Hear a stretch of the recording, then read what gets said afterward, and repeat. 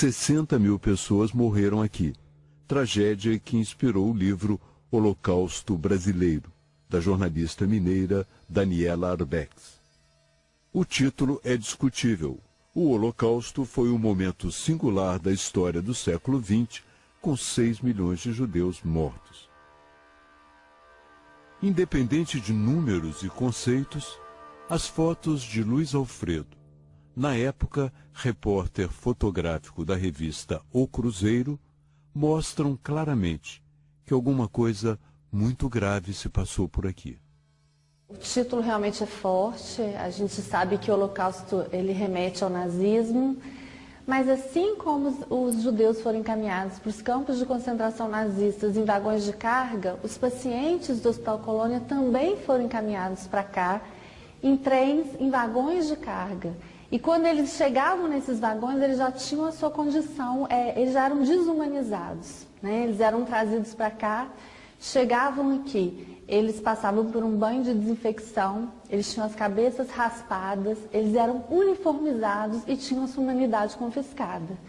Então, assim, foi uma tragédia, claro que não na proporção dos milhões de judeus, mas foi uma tragédia também singular na nossa história. A maioria dos loucos que vinha para o hospício de Barbacena vinha trazida pelos trens.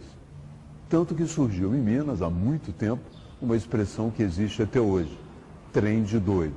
E o próprio escritor Guimarães Rosa já mencionou esse trem que trazia loucos para Barbacena num de seus contos. A gente reparando, notava as diferenças. Assim, repartido em dois, num dos cômodos, as janelas sendo de grades, feitas de cadeia, para os presos. Para onde ia no levar as mulheres, era para um lugar chamado Barbacena, longe. Para o pobre, os lugares são mais longe.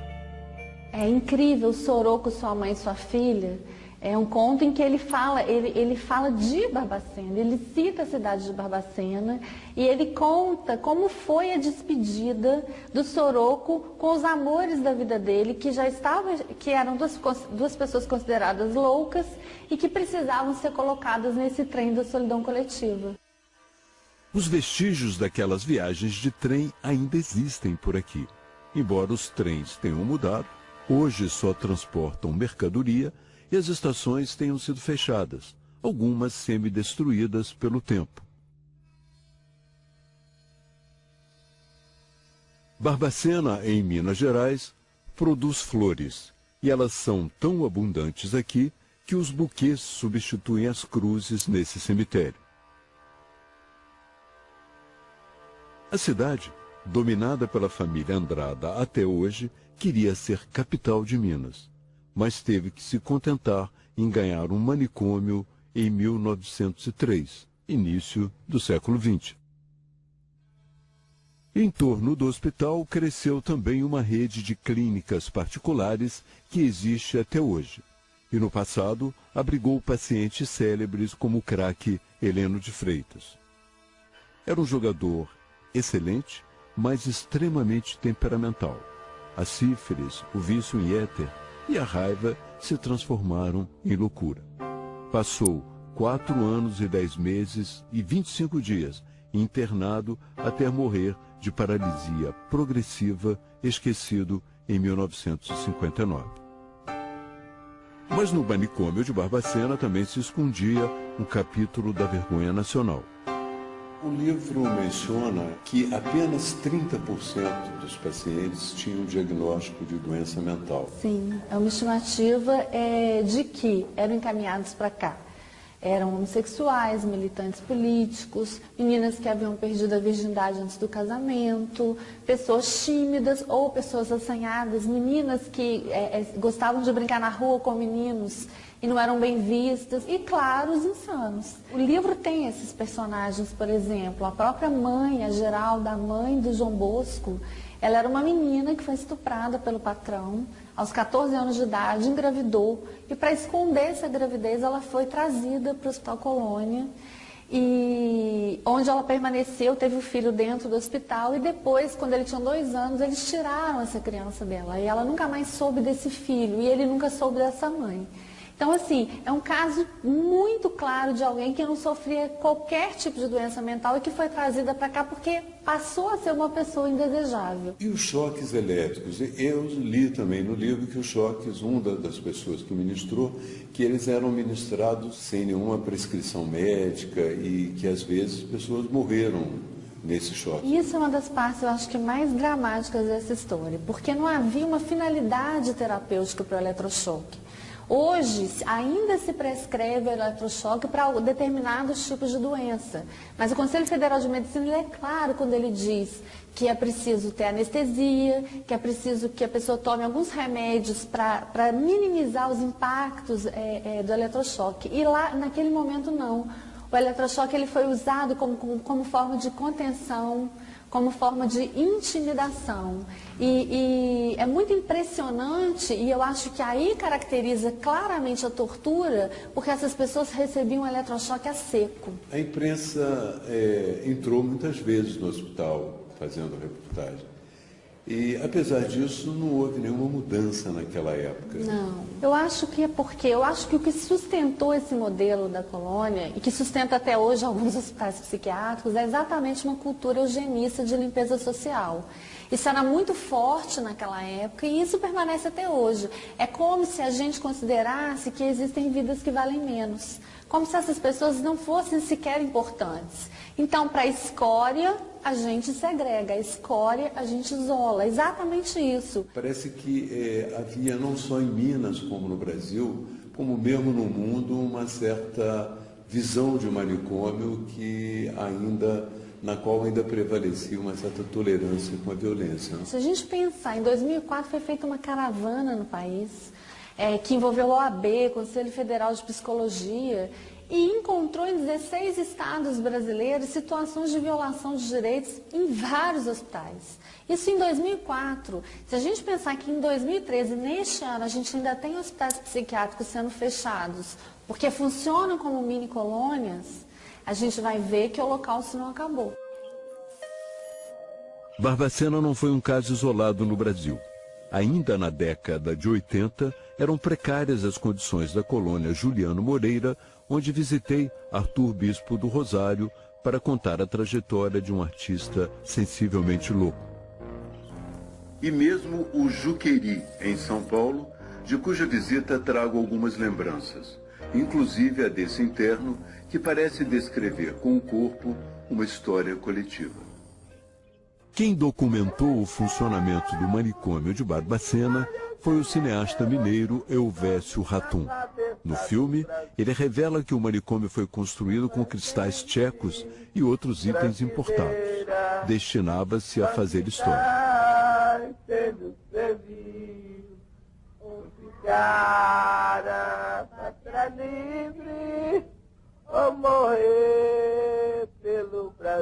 Eu me lembro como se fosse hoje, não tinha cama. Os pacientes dormiam no capim, no chão, e os doentes ali deitavam.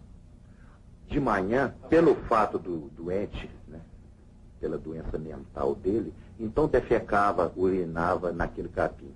Então de manhã, tirava aquele capim, estendia ali em frente ao torreão, para secar. Eram verdadeiros animais.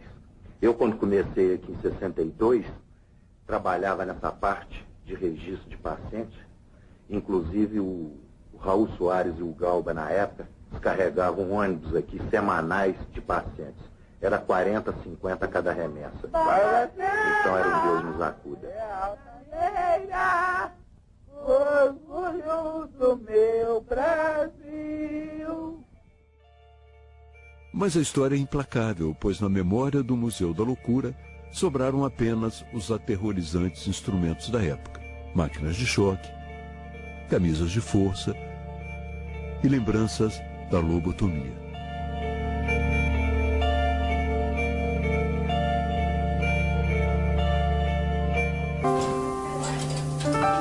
Desde o princípio do século, o Brasil passou por uma reforma no tratamento de pacientes com transtornos mentais. E ninguém viveu mais amplamente toda essa transformação do que Elzinha, uma sobrevivente do manicômio em Barbacena. Hoje, ela vive na cidade, num núcleo terapêutico residencial, com mais 7 mulheres, com níveis de dificuldades diferentes, mas em harmonia na casa que habitam. Elzinha foi internada quando menina numa instituição para menores, na cidade de Oliveira, em Minas Gerais. Adulta, foi transferida para o manicômio de Barbacena e hoje vive uma vida integrada na cidade. Aqui é muito bom para mim, graças a Deus. Eu saio, eu vou quando eu quiser ir na rua sozinha, eu vou na rua aqui sozinha, com pão de prato. Se eu quiser eu ir lá na feira sozinha, fazer uma comprinha, comprar umas verdurinhas, eu vou sozinha, graças a Deus, e venho, eu volto direitinho. Você lembra quando foi internado? Ah, meu Deus, eu lembro disso, Nossa Senhora. Isso era uma coisa muito triste. Uma coisa muito triste, foi no Nossa hospital, Senhora. Né? Foi. Não era uma casa como essa? Não. Ele não foi internado, Nossa Senhora, é muito triste, muito. Lá a casa dela, tudo era choque, era cela, mas graças a Deus, que eu nunca fiquei na cela, nunca tomei choque, graças a Deus, eu falo a verdade. Quem fala a verdade não merece castigo. Eu nunca tomei choque, nunca fiquei na cela. Mas eu ficava com pena das outras, quando ela ficava lá na cela, lá, aquela chuvada, molhando ela, tadinho, frio. É quando era tempo de frio, elas ficavam lá na cela, lá, as outras tomando choque, coteada. Isso eu estava feliz. Choque, elas gritavam muito? Ela gritava muito, tadinha, ela gritava. Não estou fazendo nada com ninguém, não. Não estou batendo ninguém, não, aquelas fraquinhazinhas, tadinha. Eu falava com o doutor assim, não faz isso não, doutor, não dá choque nela não. Ela não está batendo ninguém, ela não está fazendo nada com ninguém. Ah, eu dou choque mesmo. Deu choque mesmo. Aí Deus ajudou que Deus ajudou, que foi Deus mesmo, que Deus está lá no céu mesmo, que eu rezei mesmo, que Deus está lá no céu, foi tudo mesmo, que ajudou, que chamou o governo veio, aí parou com isso, tirou o choque, tirou a cela, tirou tudo e tudo. Agora melhorou tudo, agora está tudo, a casa dele, lá em cima está tudo bonito, graças a Deus, tem colchão, tem cama. Elza, a tua família te visitou alguma vez? Ah, não, nunca visitou eu não. Depois que eu vim para cá, ninguém não visitou eu não. Eu tenho vontade eu pergunto todo mundo aqui, se eles falam, eu pergunto, será que eu não tenho família não? Eu queria que minha família visse aqui só para vir me ver, e para me ver que eu estava boa, graças a Deus e tudo, e ver eles também, não é para eu ir embora ficar com eles não. É para dizer. Eu pergunto se eu tenho irmão, não sei se eu tenho, graças a Deus, não sei. Não sei porque me internaram criança agora. Eu não sei porque eles me internaram criança assim, eu não sei. Não fiz nada com Deus, não fiz nada com ele. Um outro sobrevivente é Adelino, que se casou no manicômio com Newton e conseguiu, com a mulher, montar uma casa em Barbacena. Ele economizava e vendia rapé a ponto de se tornar importante entre pacientes e funcionários, porque emprestava dinheiro a juros. Conseguiu juntar um dinheirinho. Graças a Deus, eu emprestava o dinheirinho, né? Eu trabalhava, que é cruzeiro, mas é real não. Os guardas também pegavam, o funcionário pegava dinheiro emprestado com o senhor? Pegava, emprestava. Pagava? Pagava. Eu cobrava dinheiro no duro. É. Pagava, graças a Deus. Isso é uma coisa rara, né, senhor Adelino? Normalmente eles tomam o dinheiro do ente. Não tomava. Mas de mim não tomava não. Eu tomava a polícia. Ah, é? Ele pagava direitinho. Se a gente considerar que hoje Barbacena é uma cidade que tem 28 residências terapêuticas funcionando bem, a gente vai ver que é a cidade com o maior número de residências terapêuticas em relação ao número de habitantes, proporcionalmente. E que é um modelo que ainda, às vezes, engatinha em algumas cidades brasileiras e Barbacena está tentando correr atrás, através da implantação de serviços que funcionam bem, né, que procuram integrar essas pessoas com a comunidade. Nem tudo, no entanto, foi resolvido com o chamado movimento antimanicomial e com as mudanças no sistema de atendimento psiquiátrico. Os núcleos terapêuticos em casas são mais caros e os 62 remanescentes do manicômio de Barbacena, que foram para clínicas particulares conveniadas com o governo estão sob a vigilância do Ministério Público. Esta promotora, especializada em pacientes com sofrimento, investiga a sobrevivência de métodos antigos nessas clínicas particulares, hoje mais difíceis de inspecionar do que os próprios hospitais públicos. Isso é uma realidade que afeta todo o território nacional. Nós temos ainda hoje uma vertente da colocação do portador de transtorno mental ou do sofrimento mental numa condição de subhumanidade. E, lamentavelmente, pela realidade e pelo conhecimento prático que eu tenho na minha atividade, ainda existe um descompasso do reconhecimento mínimo de direitos da dignidade humana em determinados locais, e muitos deles, né, numa gravidade muito grande, ainda conveniados ao poder público. Qual o recurso que nós temos para entender o que está se passando lá dentro? Eu acho que precisa, novamente, um verdadeiro olhar com relação ao sofrimento.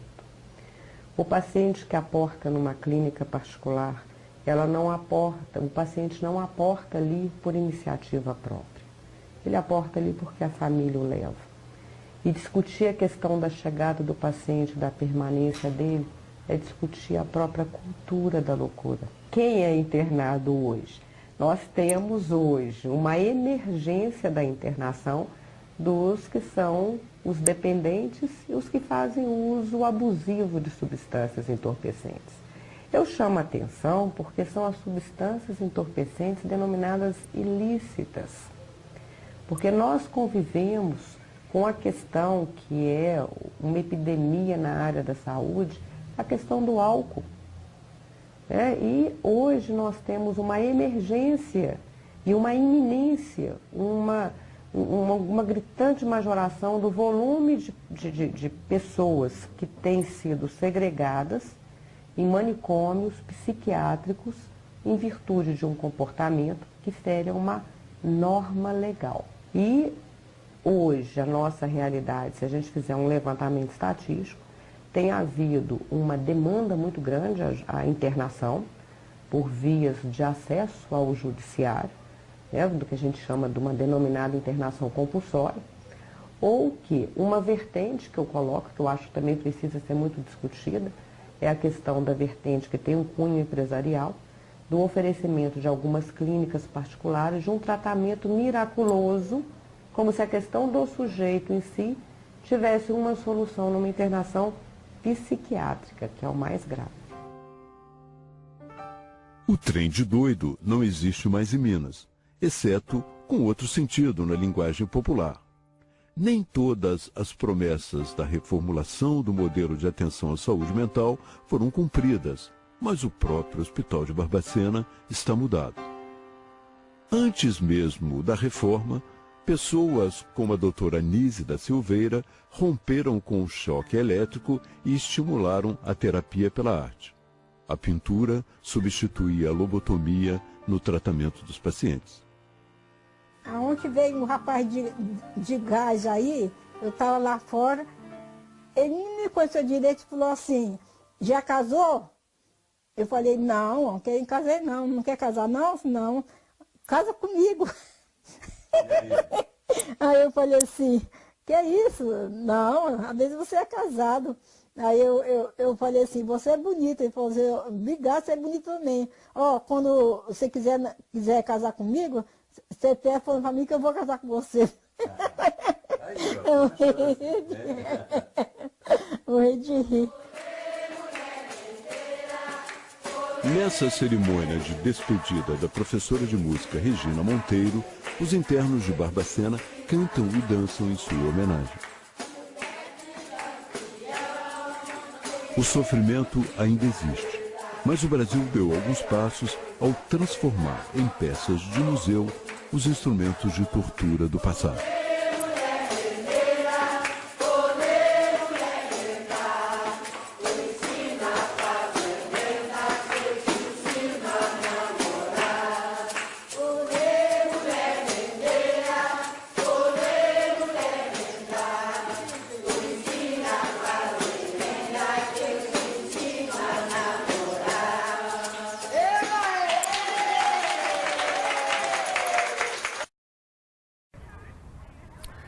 Olá, no Brasil, durante muitos anos, o destino para pessoas com transtornos mentais era o isolamento. Os manicômios eram verdadeiros depósitos de indesejáveis. O que mudou desde a reforma psiquiátrica? É o que vamos mostrar no NBR Entrevista de hoje.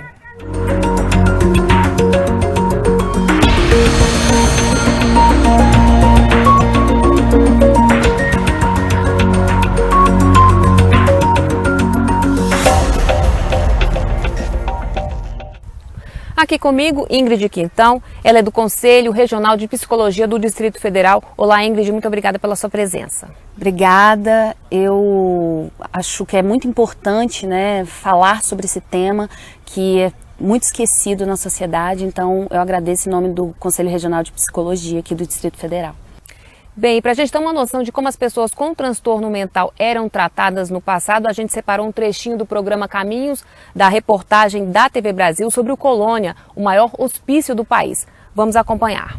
Colônia é como ficou conhecido o primeiro hospital público de psiquiatria de Minas Gerais. A criação do hospício foi um prêmio de consolação para a cidade de Barbacena, após perder para Belo Horizonte a disputa pela capital do estado. Colônia é fruto do contexto histórico e social do qual ela resultou.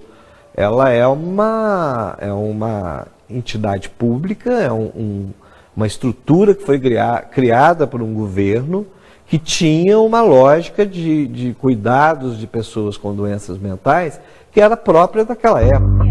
A jornalista Daniela Arbex fez uma vasta pesquisa sobre o Colônia, escreveu uma série de reportagens e um livro sobre o assunto. Ela descobriu que logo nos primeiros anos, o hospício já havia começado a virar um depósito de seres humanos. Eu fui buscar no Arquivo Público Mineiro a documentação de superlotação o primeiro registro de superlotação desde 1911 já havia registro de superlotação no hospital. Com o passar dos anos, a situação só piorou. Em 1960, num lugar projetado inicialmente para 200 pacientes, existiam 5.000. A superlotação do Colônia foi um dos problemas denunciados pelo jornalista Irã Firmino no final da década de 1970, em reportagens publicadas no jornal O Estado de Minas. Eu encontrei milhares de mulheres nuas lá, abandonadas, fazendo necessidade ao ar livre, com todo mundo, igual bicho mesmo. Entrou lá, só sai quando morre, né? Aqueles muros enormes, não tem como você fugir lá, né? Então, lá era um celeiro, então, de todo mundo que era doente mental, ou entre aspas, excluído da sociedade. Nos Porões da Loucura, o livro de Irã Firmino inspirou o cineasta Elvésio Raton, um dos poucos que conseguiu entrar no Colônia para fazer imagens do que acontecia por lá. O registro foi eternizado no filme Em Nome da Razão. Eu não sei te descrever assim, alguma coisa mais chocante daquilo. Toda a condição dali humana era chocante. Assim, era algo muito forte. Eu me lembro até hoje, assim, claramente dos cheiros que a gente sentia lá. Assim, sabe? O cheiro de sofrimento, de suor, de fezes, de sujeira, né? É algo que ficou impregnado para mim. Bem, impressionante então esses relatos, chocante ouvir isso aí. Enfim, as pessoas eram largadas, tratadas como bicho, como animais. Por que esse desrespeito predominava?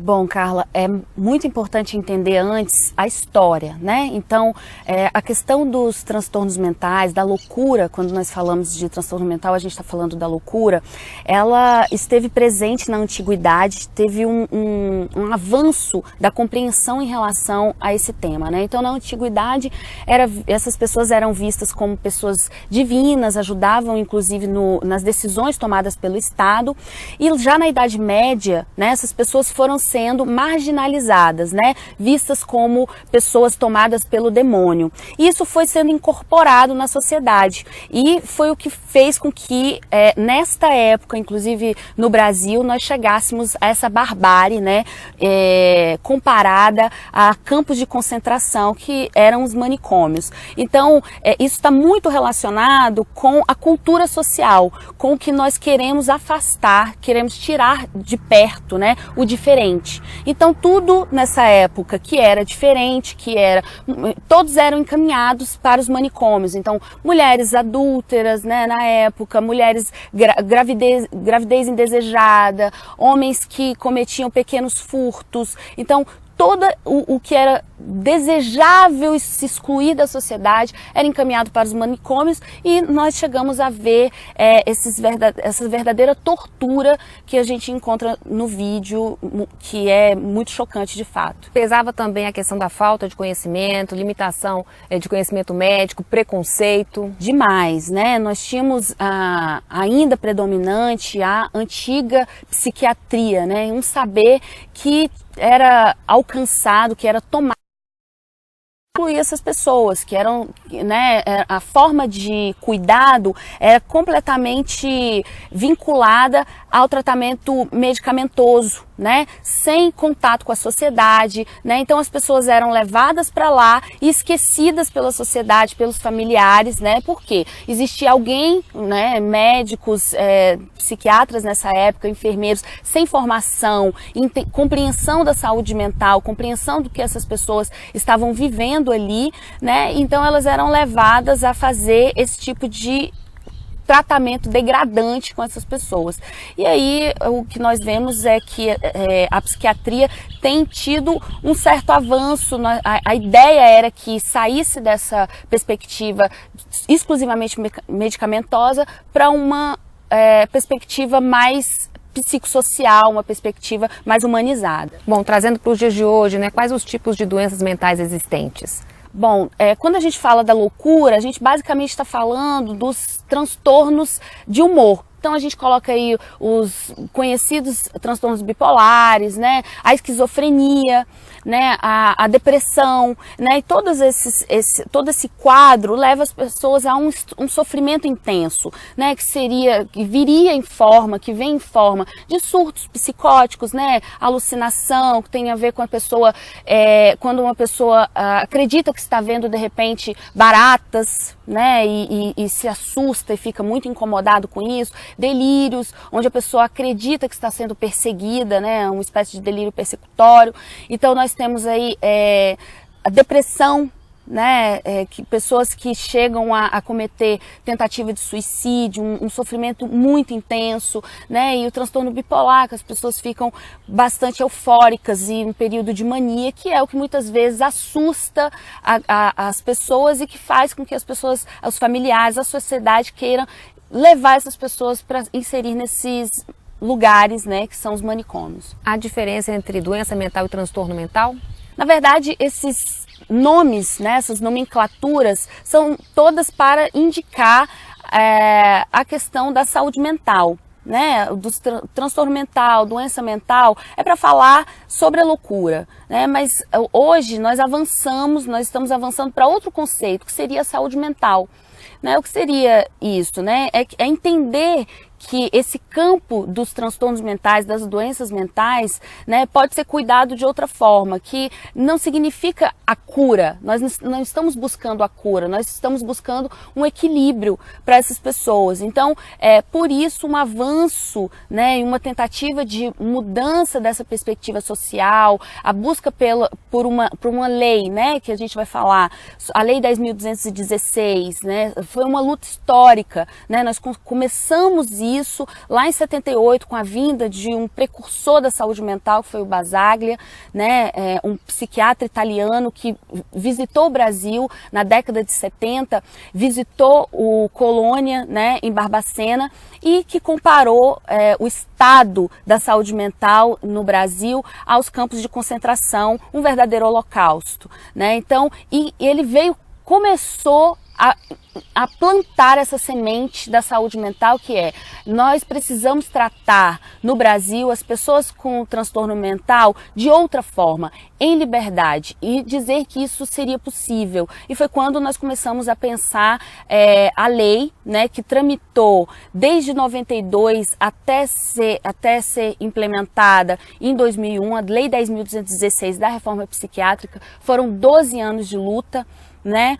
E hoje nós temos aí 14 anos, né, de vigência da lei e ainda temos muito a fazer. Bom, naquela época as mães internadas eram obrigadas a se afastar dos filhos, esses filhos iam para adoção, enfim. Qual é o papel da família? Como é que fica essa questão da inserção familiar dentro do tratamento aí com esse paciente que tem transtorno mental? Naquela época, se a mãe tivesse um filho dentro do manicômio, ele era separado dessa mãe, né? Era cortado imediatamente aquele laço, aquele vínculo da mãe, e as pessoas eram levadas à adoção, causando ainda mais o sofrimento das pessoas, né? E a família não tinha mais tutela, não tinha mais controle sobre aquelas pessoas que estavam nos manicômios. Então era outra lógica, né? A família não passava mais a ter contato com aquela pessoa, e era um saber, o saber psiquiátrico, o saber do manicômio que vinha para a figura ali e dizia que essa pessoa nunca mais iria sair dali. Então a família não tinha mais contato, que é completamente impensável hoje, né? A ideia hoje é que a família venha para o centro, que ela entenda que apesar de sofrimento, apesar de né, a gente não descarta o sofrimento que os transtornos mentais trazem, mas que a família é o principal ponto de referência, né, de cuidado para essas pessoas. Então, os serviços que nós temos hoje, que nós temos buscado a implementação, eles colocam a família nesse centro para o cuidado, para a oferta de cuidado, e cuida da família também, né? Então, não há mais necessidade de afastar os filhos dos seus pais. Aonde está escrito, esta é a pergunta, né? Onde está escrito que uma pessoa com transtorno mental não pode ser mãe, não pode ser pai, né? Isso não está em lugar nenhum. Então nós temos que pensar que essas pessoas têm os mesmos direitos, né, de estar na sociedade, de viver na sociedade como todos. Bom, o Brasil hoje vive a experiência, né, de uma epidemia de dependentes químicos. A gente tem a questão do crack, né? E existe essa discussão em relação à internação compulsória. São casos diferentes do ponto de vista clínico? No caso do dependente químico, internação compulsória, e quem tem transtorno mental? Bom, o transtorno mental, ele está envolvido, ele está dentro do rol da Política Nacional de Atenção Psicossocial, né? A política de saúde mental do Brasil. Então, muitas pessoas que fazem uso de substâncias químicas, elas têm sim, podem vir a ter transtornos mentais, né? Então, há uma perspectiva de cuidado com o CAPS, Centro de Atenção Psicossocial, álcool e outras drogas, né? Que oferta o cuidado para as pessoas usuárias de drogas, do crack, usuárias de crack, por exemplo, né, com uma perspectiva outra, que seria redução de danos, né? Nós temos os consultórios na rua, que as pessoas vão para a rua, a atenção, que é o consultório na rua, ele é da atenção básica da saúde, né? Então, os médicos, os psicólogos, né, os enfermeiros, eles vão até a rua para entender qual é a realidade dessas pessoas que lá estão fazendo uso de crack. Então, a ideia não é internar compulsoriamente. Nós temos hoje ressurgindo mascaradamente os novos manicômios, que são as comunidades terapêuticas, que estão aí com uma intenção velada de ofertar o cuidado para pessoas usuárias de drogas, mas muitas vezes com terapias torturantes, degradantes. Nós sabemos que existem comunidades terapêuticas que mandam o sujeito cavar uma cova, e se utiliza disso como uma terapia de choque, né? Então, cave a sua cova. Está vendo essa cova? É aí que você vai parar se você não parar de usar droga. Não é essa a nossa ideia de saúde mental para usuários de crack. A internação compulsória, ela está prevista na Lei 10.216 de 2001 como último recurso, quando os recursos extra-hospitalares, que são os serviços de saúde mental fora do hospital, não são mais suficientes. Tá certo, então daqui a pouco a gente continua. Vamos agora a uma rápida pausa. Até já!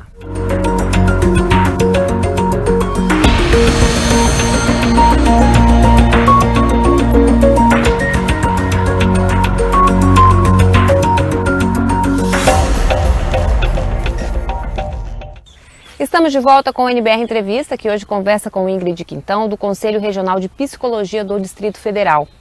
A gente vai assistir agora a um vídeo que mostra um pouquinho do Hospital Psiquiátrico Juliano Moreira, que fica lá no Pará. Vamos conferir. Me causou um grande espanto foi quando eu comecei a penetrar no hospital e ver o que se via era um campo de concentração nazista. Doentes nus, sujos, despidos, despidos, jogados pelo chão, não tinham leitos, não tinham cama, não tinha nada, dormiam pelo chão, sujos, e uma coisa que me estarrecia eram os pátios. Os pátios eram o rebutalho. Eles ficavam lá apodrecendo no tempo, compreendeu? Não viam médico, eram poucos os médicos não vinham se deter com pacientes crônicos. O primeiro ato meu, quando assumi mesmo a direção, foi derrubar todas as grades. Eu levei um ano para reorganizar aquele hospital. Ele estava tão destruído. Eu levei mais. Quando eu reorganizei com formação de equipes interdisciplinares, compreendeu? Reuniões periódicas, compreendeu? Com prática de esportes para os pacientes, passeios com os pacientes da comunidade. Eu comecei a abrir as portas, né? A mostrar que eles não eram como a comunidade pensava, pessoas perigosas que iam agredir, que iam matar e esfolar. Matriculamos 34 pacientes, eu me lembro bem de mim, levantando os pacientes do chão, dopado, e começamos corajosamente a alfabetização. E no final desse curso, dos 34 matriculados, 17 se alfabetizaram.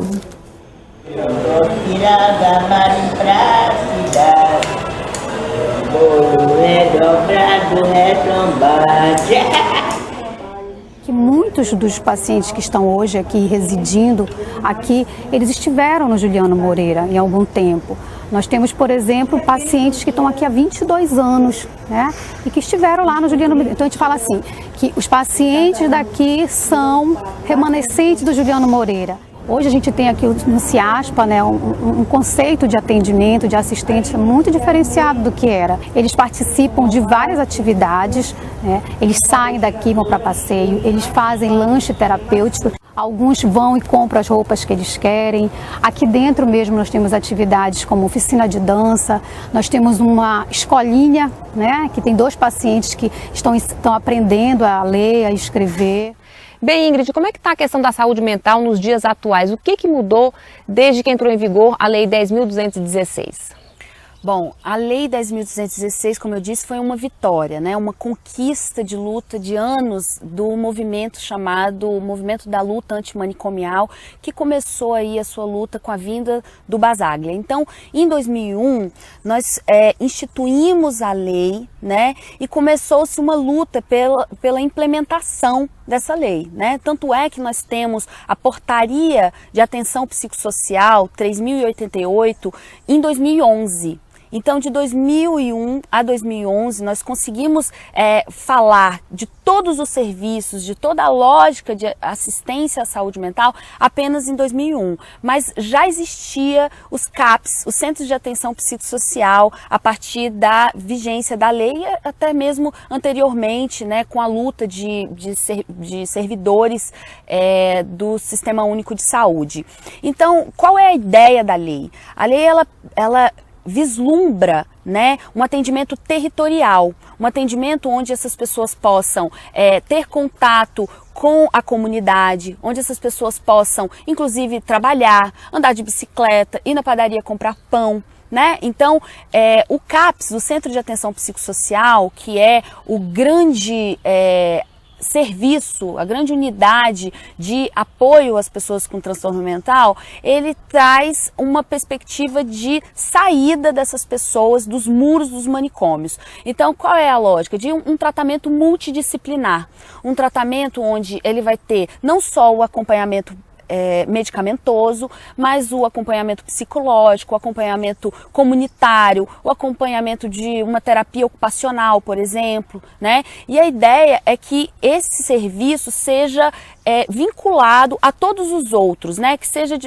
seja em forma de rede mesmo, né? Com as residências terapêuticas, com os centros de convivência, centros de cultura, os hospitais os hospitais gerais, né, para que a gente não necessite, né, toda essa rede, para quê? Para que a gente não necessite encaminhar essas pessoas a manicômios, né, porque a gente já sabe, com o advindo da lei, nós já entendemos que os manicômios são desnecessários na nossa sociedade. E aí a gente tem mostrado a cada dia que com a construção diária, permanente desses serviços, né, cada vez mais a gente vai precisar de menos leitos psiquiátricos nos hospitais financiados com dinheiro público. Hospitais psiquiátricos como Colônia e o Juliano Moreira ainda existem no país? Infelizmente, eu vou ter que dizer que nós temos ainda essa realidade no Brasil. Nós, em 2001, nós tínhamos mais de 53 mil leitos, né? Nós avançamos muito, hoje nós temos em torno de 23 mil leitos, né? Já conseguimos diminuir bastante os leitos psiquiátricos, né, dentro desses hospitais, mas nós ainda temos essa realidade, que é uma realidade focada ainda nessa perspectiva hospitalocêntrica, né? Então, a ideia é que a gente, de fato, crie mais CAPs do tipo 3, que permite, inclusive, internações curtas, para que em crise o paciente, né, não precise ser encaminhado para nenhum hospital psiquiátrico. Aqui em Brasília, por exemplo, nós temos o Hospital São Vicente de Paulo, que, infelizmente, se nós fizéssemos uma visita lá agora, nós encontraríamos maquiadamente, claro, né, pelo menos mais limpo, mas nós encontraríamos situações parecidas com o que nós vimos no vídeo anterior.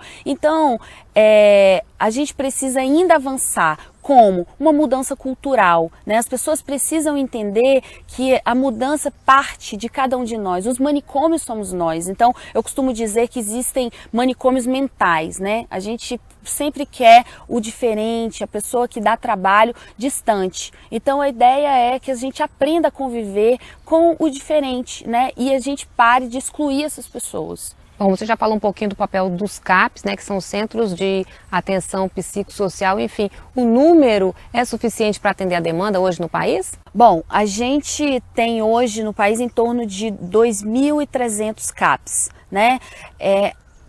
Tem uma cobertura boa, mas nós precisamos de muito mais, né? A ideia é que todos os municípios do Brasil tenham centros de atenção psicossocial, para que a pessoa próxima à sua casa, em qualquer município, tenha uma dificuldade, perceba que o seu parente, o seu amigo tem um problema, uma questão relacionada à saúde mental, né? Procure o CAPS e faça prevenção, inclusive, de crise. Nós ainda temos que avançar muito. Aqui no Distrito Federal, por exemplo, nós precisamos de muitos CAPs ainda e precisamos, inclusive, de residências terapêuticas. Nós não temos nenhuma. A exemplo diferente de Minas Gerais, que temos experiências exitosíssimas, né, com pessoas que estão vivendo em comunidade, fazendo tratamento em liberdade. Bom, você falou nas residências terapêuticas, enfim, como é que funciona esse modelo? Qual é o papel, né, dessas residências?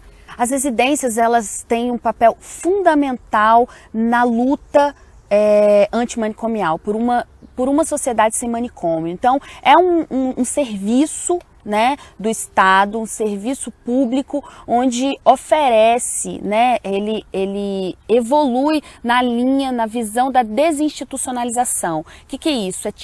É mais que tirar as pessoas dos manicômios e levar para as residências, onde elas vão viver ali em comunidade, vão no máximo 8 pessoas, né, elas vão fazer a sua própria comida, elas vão ter autonomia, como eu disse, para ir na padaria, conversar com o vizinho, né? A ideia é que seja dentro da comunidade uma casa como outra qualquer, né? E que saia, por exemplo, quando a pessoa perde o vínculo familiar, né? Ou tenha dificuldade de volta para a família, ou não tenha esse vínculo familiar, que ela possa viver nessas residências terapêuticas, sem, mais uma vez, necessidade de viver nesses campos de concentração. De que forma a gente deve proceder se ficar comprovado que um ente querido nosso, um amigo nosso, tem algum transtorno mental? O que a gente deve fazer? Bom, imediatamente buscar o centro de atenção mais próximo de casa, atenção psicossocial, CAPS, e fazer uma avaliação com a equipe multidisciplinar, psicólogo, psiquiatra, assistente social, terapeuta ocupacional, fazer um plano individual terapêutico, né, de cuidado com essa pessoa, visando os interesses dessa pessoa, particularizado, né, sem que seja uma coisa coletiva e nada individual, né? Em caso de crise, o ideal é que ele seja encaminhado, caso tenha o CAPS 3, né? Para o CAPS 3 ou para o hospital geral da cidade mais próxima, né? Onde ele vai ser cuidado, medicado, contido a crise e redirecionado ao CAPS para que ele possa ter esse momento mais cauteloso, né, e de cuidado junto com a família, né, e sempre retornando para o lar. O tratamento em liberdade é um direito, é uma conquista sem volta?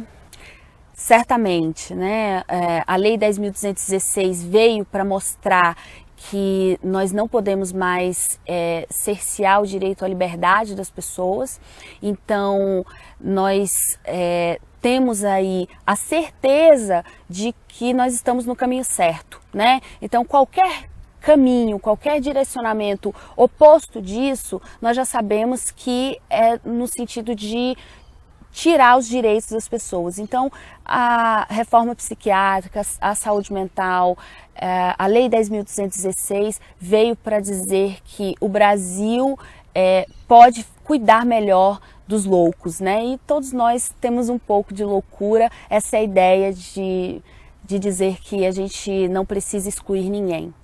Tá certo, Ingrid, muito obrigada pela sua participação aqui no NBR Entrevista e até uma próxima oportunidade. Eu que agradeço. Bem, nós ficamos por aqui. Outras informações a respeito desse assunto é só entrar nas páginas do Conselho Regional de Psicologia do Distrito Federal e também no Ministério da Saúde. Para rever o programa, é só entrar no nosso canal no YouTube. Muito obrigada pela companhia e continue na NBR, a TV do Governo Federal.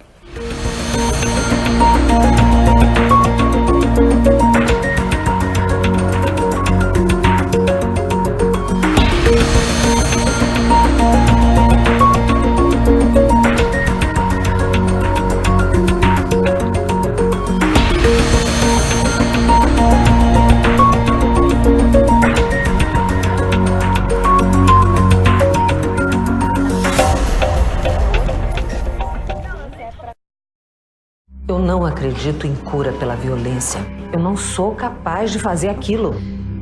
Eu queria saber. Sai, capeta! Adelina! Trata-se de um psicótico com alto grau de agressividade. Ele só precisa ser tratado como um ser humano. Eu estou pensando em introduzir novas atividades que auxiliem no tratamento. Sejam bem-vindos. Entrem. Professor Carl Gustav Jung. Existe um ateliê onde os doentes desenham e pintam com a mais completa liberdade. Hoje é dia de se espalhar, minha gente. Eu não sou pintor, eu sou operário. Quando é que um desses seus pacientes vai receber alta? Meu instrumento é o pincel, o seu é o picador de gelo.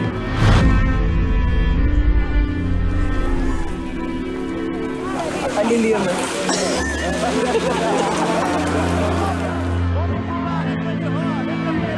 Essas imagens, doutores, são imagens do inconsciente. Mantenha essa porta fechada.